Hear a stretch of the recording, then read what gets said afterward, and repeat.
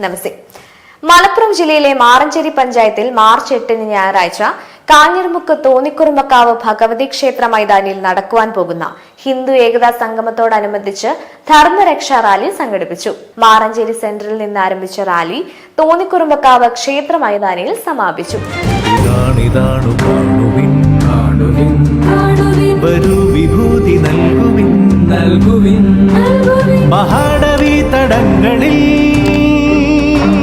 വിരാട ഹിന്ദു സംഗമം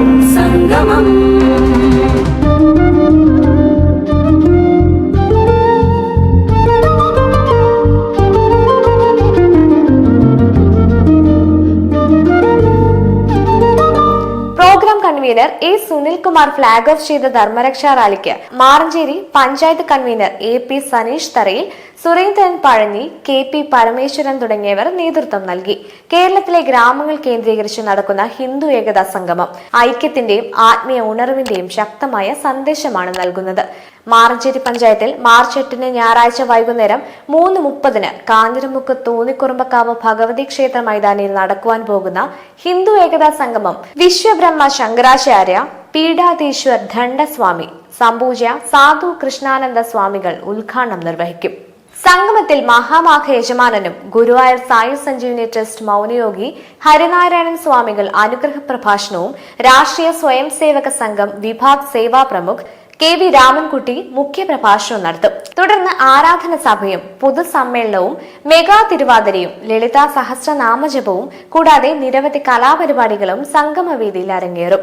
സനാതനധർമ്മത്തിന്റെ മൂല്യങ്ങൾ, കുടുംബ ബന്ധങ്ങളുടെ ശക്തി, യുവതലമുറയ്ക്ക് സാംസ്കാരിക ബോധം, സമൂഹ സേവന പ്രവർത്തനങ്ങൾ എന്നിവയെ മുൻനിർത്തിയുള്ള ചർച്ചകളും പ്രഭാഷണങ്ങളും സംഗമത്തിന്റെ മുഖ്യ ആകർഷണങ്ങളായിരിക്കും. വിവിധ മേഖലകളിൽ പ്രവർത്തിക്കുന്ന സാമൂഹിക പ്രവർത്തകരും ആത്മീയ നേതാക്കളും മറ്റു പ്രമുഖരും സംഗമത്തിൽ പങ്കെടുക്കും. ഹൈന്ദവ സമൂഹത്തിനകത്തെ ഐക്യവും സഹകരണവും ശക്തിപ്പെടുത്തി ഹിന്ദുക്കൾ നേരിടുന്ന വെല്ലുവിളികൾക്ക് കൂട്ടായ പരിഹാര മാർഗങ്ങൾ കണ്ടെത്തുന്നതിനുള്ള ചർച്ചകൾക്കും സംവാദങ്ങൾക്കും സംഗമം വേദിയാകും.